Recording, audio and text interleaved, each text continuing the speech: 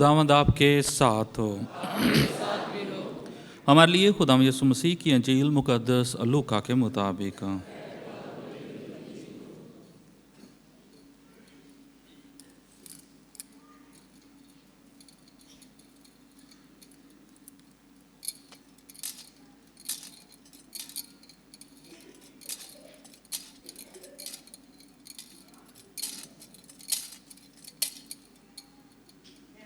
उसके तीसरे बाब में से सुनेंगे।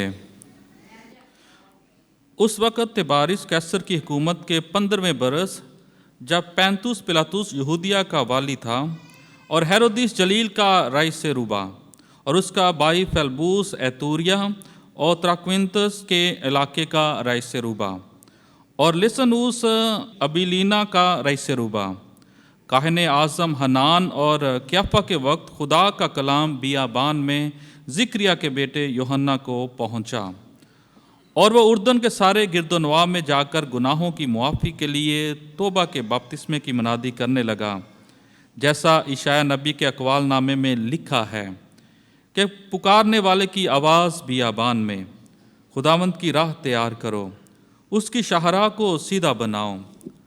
हर एक गार भर दिया जाएगा और हर एक पहाड़ और टीला पस्त किया जाएगा, और जो टेढ़ा है वो सीधा और जो रास्ता नाहमवार है वो हमवार बनेगा, और हर बशर खुदा की नजात देखेगा। अंजील मुक़द्दस के वसीले से हमारे गुनाह मुआफ़ किए जाएं। है मसीह तेरी सताई।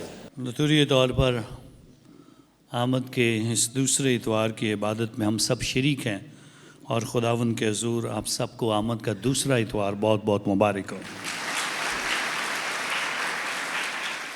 आमद का दूसरा इतवार और अगला इतवार जो आएगा, ये हमारे सामने यूहन्ना इस्तबागी की शख्सियत रखता है, ताकि हम गौर करें कि मसीह से पहले यूहन्ना इस्तबागी का मुकाम और यूहन्ना इस्तबागी क्या हमें सिखाना चाहता है, कैसी आमद की तैयारी वो हमसे चाहता है, और इस आमद की तैयारी में खुदावंद के हजूर वो ख़ुद भी शामिल होता है और दूसरों को भी शामिल करना चाहता है। ख़ुद भी तैयारी करता है और दूसरों को भी तैयारी का दरस देता है, क्योंकि आमद खुदावंद के हजूर ये वो वक्त है जिससे हम खुदावंद की इंतज़ारी और तैयारी के साथ इस इंतज़ारी के अमल में शामिल होकर खुदावंद के नाम को जलाल देते हैं। और आज यूहन्ना इस्तबागी खुदावंद के हजूर किस तरह से इस तैयारी के अमल में हमारी मदद करता है। दो तरह से देखने की ज़रूरत है यूहन्ना इस्तबागी को। एक, नबी होने के नाते से, क्योंकि पुराने अहदनामे का आखिरी नबी यही है। मलाकी नबी के बाद, जो कि खुदावंद यीशु मसीह से पहले इस बात का ऐलान कर रहा है, और फिर नए अहदनामे में खुदावंद के हजूर दूसरा दर्जा जो कि यूहन्ना इस्तबागी को कलीसिया की तरफ से दिया जाता है, वो मुकद्दस होने का है। क्योंकि जब यीशु आता है तो फिर यीशु से मुलाकात करने वाला पाक हो जाता है, यीशु से मिलने वाला खुदावंद में बरकत पाता है, और कलीसिया उसकी ज़िंदगी को देखकर, उसके ईमान को देखकर खुदावंद के हजूर आदमियों में से, इंसानों में से इंसानों को चुनती है ताकि उन्हें दूसरों के लिए नमूना ठहराए। और इस तरह से जब भी हम खुदावंद के हजूर यूहन्ना इस्तबागी को याद करते हैं तो हम मुकद्दस यूहन्ना इस्तबागी के नाम से। तो इस तरह से दो शख्सियात, एक पुराने अहदनामे से उसको नबी होने की बरकत और नए अहदनामे में उसे मुकद्दस होने की बरकत, और फिर मुकद्दसी के इस दर्जा तक पहुंचने के लिए इसकी तारीफ़ यीशु मसीह ने खुद की है। जितने औरतों में से पैदा हुए हैं, कोई यूहन्ना इस्तबागी से बड़ा नहीं है। सो इसकी तारीफ़ और उसकी ज़िंदगी की जो मिसाल है वो हमारे सामने रखी जाती है। और आज खुदावंद के हजूर इस बात पर गौर करने की कोशिश करते हैं, जो कि आज खुदावंद हमारी मदद करना चाहता है कि यूहन्ना इस्तबागी के साथ تیاری کے اس عمل کو سیکھ لو، تیاری کے اس عمل میں شامل ہو جاؤ۔ تو میں نے بتایا تیاری کا عمل یوحنا استباغی اپنی زندگی سے شروع کرتا ہے، اور اپنی زندگی سے شروع کرنے کا اس کا مطلب کیا ہے؟ وہ دنیا کو چھوڑتا ہے اور بیابان میں چلا جاتا ہے، خدا کے حضور دنیا کے لوگوں سے اپنے آپ کو جدا کر لیتا ہے، اور بیابان بنی اسرائیل قوم کے لیے، یہودی مذہب کے لیے، اور خدا کے لوگ جو ریاضت کرتے ہیں، جو خدا کے لوگ خدا کا تجربہ کرنا چاہتے ہیں، جو اپنے اندر روحانی مضبوطی پانا چاہتے ہیں، جو خدا کے حضور اس برکت میں شامل ہونا چاہتے ہیں، وہ اپنے آپ کو دوسروں سے علیحدہ کرتے ہیں۔ یسوع مسیح نے بھی اپنا مشن شروع کرنے سے پہلے بیابان میں 40 دن تک روزے رکھے۔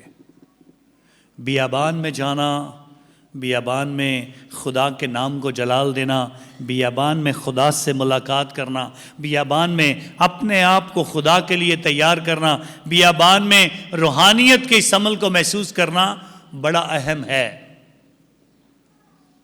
کیونکہ بیابان وہ مقام ہے جہاں پر سہولتیں کم ہوتی ہیں، جہاں کھانے کا انتظام نہیں ہوتا ہے، جہاں پانی اتنا وافر مقدار میں نہیں ہوتا ہے، وہاں اتنے پھلوں کے درخت نہیں ہوتے ہیں۔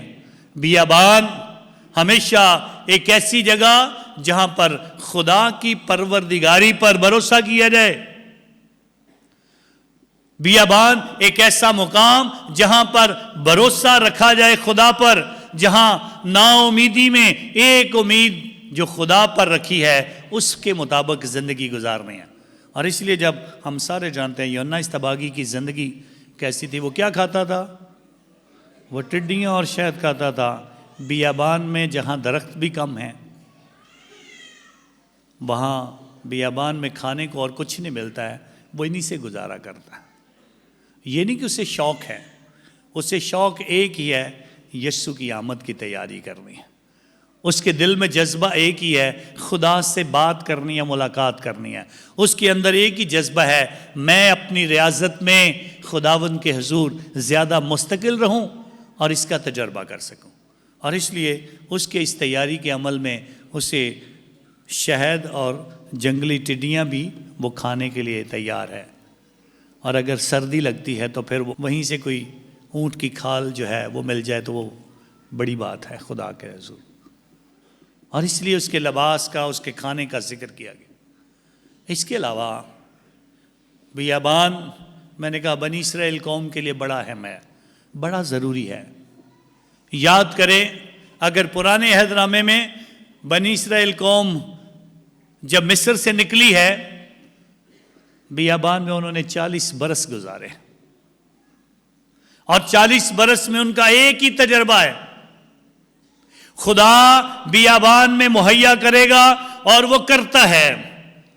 ان کے دور میں کوئی پل نہیں بنا ہوا، چلتے ہیں راستے میں دریا آ گئے ہیں تو دریا خشک ہو گئے ہیں، وہ دریا کے اندر سے خشک پاؤں کے ساتھ گزرے ہیں، کیونکہ دریاؤں کو بھی ان کے لیے خشک کر دیا گیا، پانی کو روک دیا گیا۔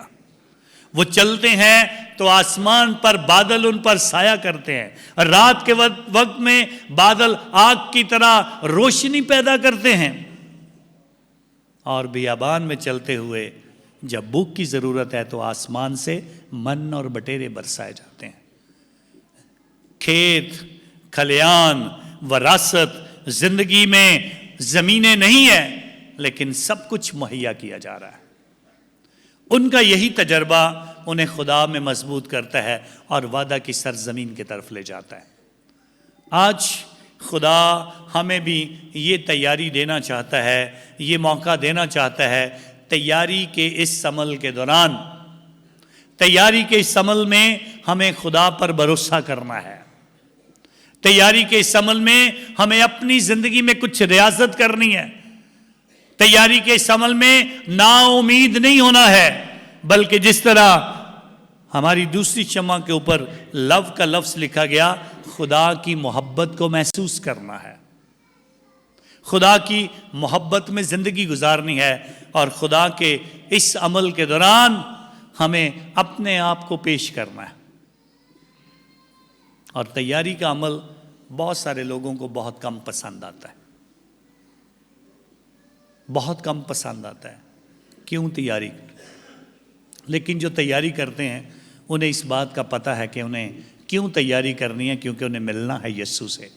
ابراہیم لنکن اس بات کا اعلان کرتا ہے، مجھے 6 گھنٹے دے دو ایک درخت کو کاٹنے کے لیے، اور ان میں سے پہلے 4 گھنٹے میں اپنا کلہاڑا تیز کرنے میں صرف کروں گا۔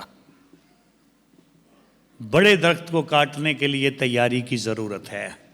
4 گھنٹے تک میں اپنا کلہاڑا جو ہے وہ تیز کروں گا، باقی درخت کاٹنا تو شاید 2 گھنٹے کا کام ہے۔ 4 ہفتوں تک یسوع مسیح کی آمد کی تیاری کرنے کا وقت ہمارے پاس ہے، اور پھر 24 اور 25 کا دن تو خداوند کے حضور خوشیاں منانے کا دن ہے۔ ہم کر لیں گے، منائیں گے ضرور۔ خدا کے حضور جو تیاری کرتے ہیں انہیں اس بات کا پتہ ہے کہ تیاری کے اس عمل میں کتنا وقت لگتا ہے اور کتنی ضروری ہے۔ ایک دن ایک ہاتھی بڑے سے تالاب میں پانی ڈال ڈال کر اپنے اوپر تیار ہوتا ہے، نہاتا ہے، اور کافی خوش ہونے کے بعد پانی کے اندر رہ کر غسل کرنے کے بعد باہر نکلتا ہے، تو راستے میں جب واپس اپنے جھنڈ کی طرف جا رہا ہے تو راستے میں ایک سور اسے ملتا ہے جو مٹی میں بہت سارا اپنے آپ کو گندا کر کے لایا ہے، اور وہ ادھر سے سور بھاگ کے آ رہا ہے اور ادھر سے ہاتھی جا رہا ہے جو نہا کے آیا، اور جیسے ہی وہ سور کو دیکھتا ہے تو ہاتھی ایک دم سے سائیڈ پہ ہو جاتا ہے۔ تو سور جب دیکھتا ہے کہ ہاتھی تو ڈر کے میرے اس طرف چلا گیا ہے، اونچی اونچی آواز میں پکارنا شروع کر دیتا ہے، میں نے ہاتھی کو ڈرا دیا، اور ہاتھی ڈر کر ایک سائیڈ پہ ہو گیا، اور اس کے پیچھے جتنے بھی جو اس کے ساتھی تھے سور کے وہ ہنسنا شروع کر دیتے ہیں، ہاتھی آج ہم سے ڈر گیا۔ جب ہاتھی اپنے جھنڈ میں جاتا ہے تو کہتا ہے وہ سور کیوں اتنا شور کر رہے ہیں؟ وہ کہہ رہے ہیں ہاتھی آج ہم سے ڈر گیا، کیا واقعی تو ان سے ڈر گیا ہے؟ اس نے کہا میں ان سے ڈرا نہیں ہوں، میں تو اپنے آپ کو بچا رہا ہوں، وہ تو اتنا شور کر رہے ہیں اس لیے کر رہے ہیں کیونکہ وہ مٹی سے نہا کر آیا تھا، میں پانی سے نہا کے آیا ہوں، اگر میں اس کے راستے میں آ جاتا، میں اس سے ٹکرا جاتا تو میں دوبارہ سے گندا ہو جاتا۔ میں تو اپنے آپ کو صاف رکھنے کے لیے ان کے راستے سے ہٹا ہوں۔ جو ایمان کے ساتھ تیاری کرتے ہیں وہ دوسروں کو راستہ دیتے ہیں، لیکن کئی بار جو برائیاں کرنے والے ہیں، جو بے عزتی کرنے والے ہیں، جو استحصال کرنے والے ہیں، جو نقصان کرنے والے ہیں، جو دوسروں کو نیچا دکھانے والے ہیں، وہ ہمیشہ یہی کوشش کرتے ہیں، شور ڈالتے ہیں ہم نے دوسروں کو ڈرا دیا۔ وہ ڈراتے نہیں ہیں، دوسرے ان سے بات بھی نہیں کرنا چاہتے ہیں، دوسرے ان سے مل کر اور زیادہ خراب نہیں ہونا چاہتے ہیں۔ اور دنیا میں جتنی کو برائی ہے، جتنی کو بری باتیں ہیں، جتنے کو برے حالات ہیں، ان سارے حالات میں لازمی ہے ہم کہیں نہ کہیں کسی نہ کسی وقت میں دوسروں سے جدا ہو کر خداوند یسوع مسیح کے لیے کچھ وقت نکالیں۔ اگر آپ چاہتے ہیں اس کی انتظاری کرنا، اگر آپ چاہتے ہیں اس سے ملاقات کرنا، اگر آپ چاہتے ہیں خدا سے آپ کی ملاقات ہو، تو خدا کے حضور ہمیں اپنے آپ کو تیار کرنا ہے۔ یوحنا استباغی آج اس بات کا بھی ذکر کرتا ہے، بیابان میں اور کیا ہے؟ پہاڑ ہے، چٹانیں ہیں، غار ہیں، میدان ہیں، مختلف قسم کے ٹیڑھے میڑھے راستے ہیں، کہیں اونچ ہے اور کہیں نیچ ہے۔ ایسے ٹیڑھے میڑھے راستوں کا ذکر کرنے کا مقصد کیا ہے؟ خدا کی آمد کے لیے پکارنے والے کی آواز کیا کہہ رہی ہے؟ پکارنے والا اس بات کی گواہی دے رہا ہے، پکارنے والا ہمیں بھی آواز دے رہا ہے، اور پکارنے والا اعلان کر رہا ہے، پکارنے والے کی آواز بیابان میں خدا کی راہ کو تیار کرو، اس کی شاہراہ کو سیدھا بناؤ، ہر ایک غار بھر دیا جائے گا، ہر ایک پہاڑ اور ٹیلا پس کیا جائے گا، جو ٹیڑھا ہے وہ سیدھا، اور جو راستہ ناہموار ہے وہ ہموار بنے گا۔ اونچے اونچے پہاڑ، کون اونچا بننے کی کوشش کرتے ہیں؟ کئی بار اس بات کا ذکر کرنے کا مقصد یہ نہیں ہے پہاڑوں کو ختم کر دیا جائے، نہیں، پہاڑوں کو ختم کرنے کا ذکر نہیں ہے، بلکہ غرور اور گھمنڈ کی وجہ سے جو ہم اونچے بڑے رہتے ہیں، غرور اور گھمنڈ کی وجہ سے جو ہم سمجھتے ہیں دوسرے ہمارا سامنا نہیں کر سکتے ہیں، غرور اور گھمنڈ کی وجہ سے جو ہم اپنے آپ کو دوسروں سے بڑا، دوسروں سے سپیریئر اور دوسروں کو اپنے برابر نہیں سمجھتے ہیں، ان کو یاد دلایا جاتا ہے ہم اپنے اس غرور کو چھوڑیں، پہاڑوں کی طرح نکیلے بن کر دوسروں کو نقصان پہنچانے والے ہم نہ بنیں۔ ہمارے اندر اگر غرور ہے، گھمنڈ ہے، اگر ہم اپنے اندر اس بات کو رکھتے ہیں تو ہمیں خداوند کے حضور اس بات پر غور کرنا ہے، اس کو چھوڑ کر اس کو سیدھا کرنے کی ضرورت ہے، انسانوں کے برابر آنے کی ضرورت ہے، میل ملاپ کی ضرورت ہے، اور خدا کے لوگوں کے ساتھ چلنے کی ضرورت ہے۔ اس گھمنڈ کی مثال بڑی خوبصورت آج کی پہلی تلاوت میں دی گئی۔ باروک اس بات کا اعلان کرتا ہے خداوند کے حضور، یروشلم تجھے پتا ہونا چاہیے تیرا جاہ و جلال کیسا تھا، لیکن تیرے اندر بسنے والوں نے اپنے اندر غرور اور گھمنڈ کو بھر لیا، اور پھر تیری مثال ایسی ہو گئی ایک بیوہ عورت کی طرح۔ یروشلم کو بیوہ عورت کی طرح پیش کیا گیا جو اپنے خاوند کے مرنے پہ ماتم کرتی ہے اور اپنی اولاد کے مرنے پہ ماتم کر رہی ہے، جنہوں نے اپنے غرور اور گھمنڈ میں خدا کو چھوڑ دیا، اور پھر انہیں سزا ملی، اور پھر انہیں بابل کی سرزمین تک جانا پڑا۔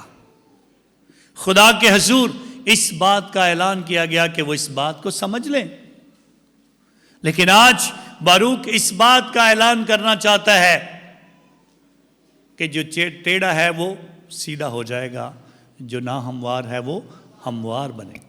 تیری زندگی جو غرور اور گھمنڈ کا ایک پہاڑ بنی ہوئی تھی اب صحیح ہو جائے گی۔ میں تجھے ایک نئی امید، میں تجھے ایک نیا پیغام، اور میں تجھے مسیح کی بشارت دے رہا ہوں، اور مسیح کی بشارت یہ ہے، بتایا گیا ہر ایک غار بھر دیا جائے گا۔ غار کیا ہوتا ہے؟ کسی پہاڑ کے اندر خالی جگہ، کسی بھی پہاڑ کے اندر خالی جگہ جس کے اندر جایا جا سکے، اور اس کے اندر اس خالی جگہ کا ذکر کیا گیا۔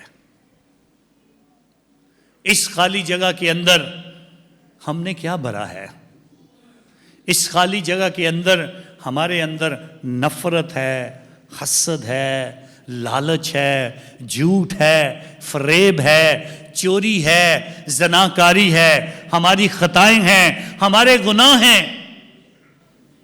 ہر ایک غار بھر دیا جائے گا۔ اب ان کو بھرنے کا کیا انداز ہوگا؟ ہم نے اپنی زندگی کو ان چیزوں کی وجہ سے خدا سے توڑ کر اپنے آپ کو اندر سے خالی کر لیا ہے۔ اب بھرنے کا طریقہ کار کیا ہے؟ بھرنے کا طریقہ کار ایک ہی ہے، توبہ کر لو، معافی مانگ لو، توبہ کر لو، کیونکہ خدا کی بادشاہی تمہیں نزدیک آ گئی ہے۔ یہی پیغام آج یوحنا استباغی دینا چاہتا ہے۔ یہی خدا کے حضور باروک نبی اسی بات کا اعلان کرنا چاہتا ہے۔ خدا کے حضور اپنی زندگی پر غور کرو، اور اس کو بھرنے کے لیے خدا سے معافی مانگ لو، تاکہ تمہارے اندر سے یہ ایک ہی طریقے سے نکل سکتا ہے، اور جب اس کے اندر خدا کی محبت بھری جائے گی۔ اور دوسرا اتوار، محبت کا اتوار، خداوند کے حضور اسی بات کی گواہی دیتا ہے۔ ہمیں اپنے خالی جگہوں کو خدا کی محبت سے بھرنا ہے۔ اپنے اندر سے حسد، نفرت، لالچ، برائی، یہ چوریاں، یہ جھوٹی گواہیاں، یہ خون ریزیاں، یہ سب کچھ نکالنا ہے اپنی زندگی سے، تب تیاری کا عمل شروع ہوتا ہے۔ اور اس تیاری کے عمل کے دوران خدا کے حضور ہم اسی صورت برکت پانے کے قابل بنتے ہیں۔ اور آج مقدس پولس رسول اعلان کرتا ہے، فلپیوں کی کلیسیا کی تعریف کرتا ہے، ان کے ایمان کی تعریف کرتا ہے، ان کی خوشی کی تعریف کرتا ہے، ان کے اچھے اعمال کا ذکر کرتا ہے، انہیں خدا میں برکت کے لیے تیار کرتا ہے اور اعلان کرتا ہے خدا نے جو نیک کام تم میں شروع کیا وہ کام جاری رکھو، وہ تم میں جاری رہے۔ آپ کے اندر جو اچھائی تھی، آپ کے اندر جو اچھا تھا، آپ نے جو بپتسمہ کے وقت برکت پائی، آپ نے جو خدا کے ساتھ گزارا وقت، اس کو جاری رکھو۔ اور اس کے لیے اس نے کہا مسیح کے دن تک صاف دل رہو۔ تمہارے دل صاف ہونے چاہیے۔ اور مبارک بادیوں میں ذکر کیا گیا، مبارک ہیں وہ جو پاک دل ہیں کیونکہ وہ خدا کو دیکھیں گے۔ اگر آپ کے دل صاف نہیں ہیں تو کیسے کرسمس مناؤ گے؟ کیسے آپ کو یسوع نظر آئے گا؟ کیسے آپ چرنی میں اسے دیکھ پاؤ گے؟ دل صاف کرنے بڑے ضروری ہیں۔ اور پھر آج کی انجیل مقدس کی آخری آیت جو ہم نے پڑھی، ہر بشر، ہر انسان، ہر زمین پر بسنے والا انسان خدا کی نجات دیکھے گا۔ ہر ایک جو جسم رکھتا ہے، انگلش کی جو بائبل تھی اس میں جو لفظ استعمال کیا، ہر ایک جو گوشت سے بنا ہوا ہے وہ خدا کی نجات دیکھے گا۔ ہر ایک بشر، ہر انسان جو زمین پر آیا ہے اسے خدا کی نجات دیکھنی ہے، اور شاید اس نجات کو دیکھنے کے لیے لازمی ہے کہ اگر ہم تیار ہوں گے تو دیکھیں گے۔ کئیوں کے لیے وہ دن خوشی کا ہوگا، کئیوں کے لیے وہ دن بھیانک ہو سکتا ہے، کئیوں کا دن وہ دن رونے کا ہو سکتا ہے، کئیوں کے لیے وہ خوشی کا دن ہو سکتا ہے۔ اٹس آل ہمارے ڈپینڈ کرتا ہے ہماری تیاری کیسی ہے۔